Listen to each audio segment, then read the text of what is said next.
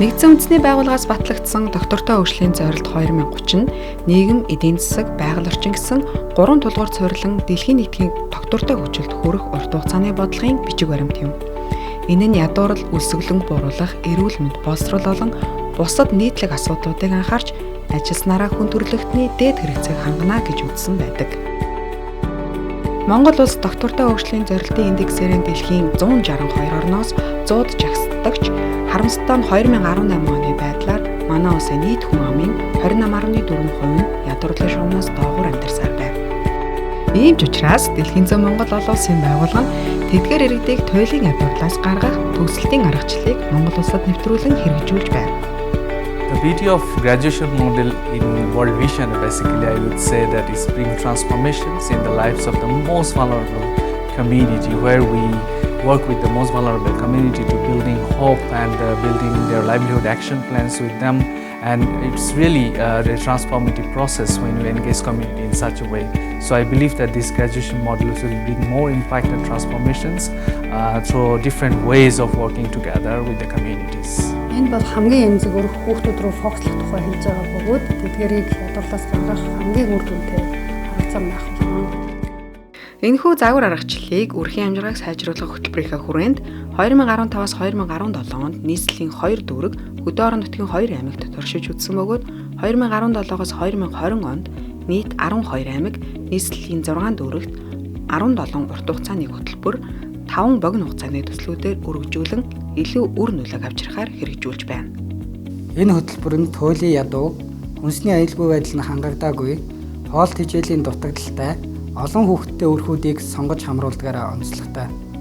Энэхүү аргачлал нь Монгол улсын хамгийн эмзэг нэн ядуу өрхийн орлогыг нэмэгдүүлэхэд чухал үүрэгтэй учраас зорилгодоо өрхийн тулд бид энэхүү аргачлалыг нийгмийн хамгаалал, өрхийн амжиргаа, санхүүгийн үйлчлэгээ, нийгмийн хөгжил гэсэн 4 үндсэн хэсгийг хамруулан өөр хоорондоо уялдаатай олон төрлийн цогц үйл ажиллагаануудыг дэс дараатаагаар тодорхой цаг хугацааны хязгаартаагаар авч хэрэгжүүлдэг. Орон нутгийн иргэд удирдлага болон хамтрагч нартайгаа хамтран оролцооны арга эд хөрөнгөөр үнэлэх үнэлгээнүүдийг үе шаттай хийж тухайн орон нутгийн нэн ядуу өрхүүдийг тодорхойлохоос гадна өрх бүрээр айлчлан өрхийн судалгаагаа хийснээр баталгаажуулдаг. Мөн төрөөс явуулж буй өрхийн амжиргааны түвшин тогтоох судалгаагаар тус хөтөлбөрт хамрагдсан өрхүүдийн амжиргааны түвшин нягтлан шалгадаг. Бизнес сонгох.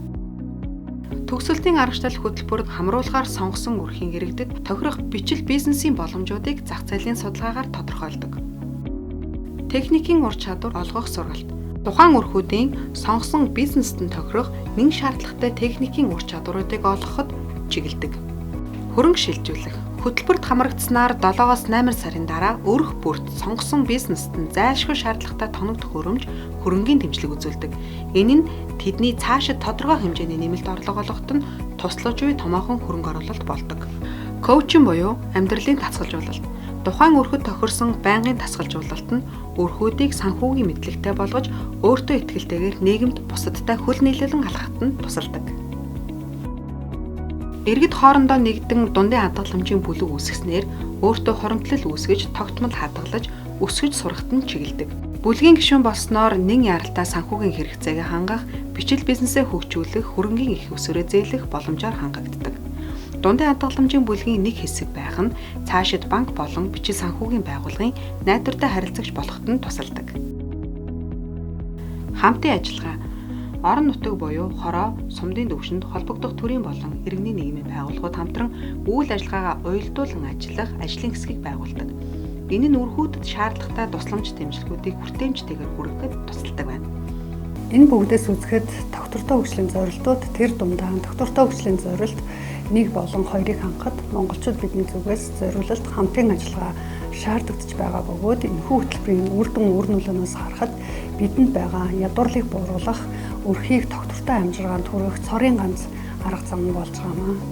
Энэхүү туйлын эмзэг ядуу байдлаас гарах төгсөлтийн аргачлал нийт 4200 орчим өрх хамрагдан үр шимийг нь хүртэж 1420 өрх амжилттай төгсөөд байв.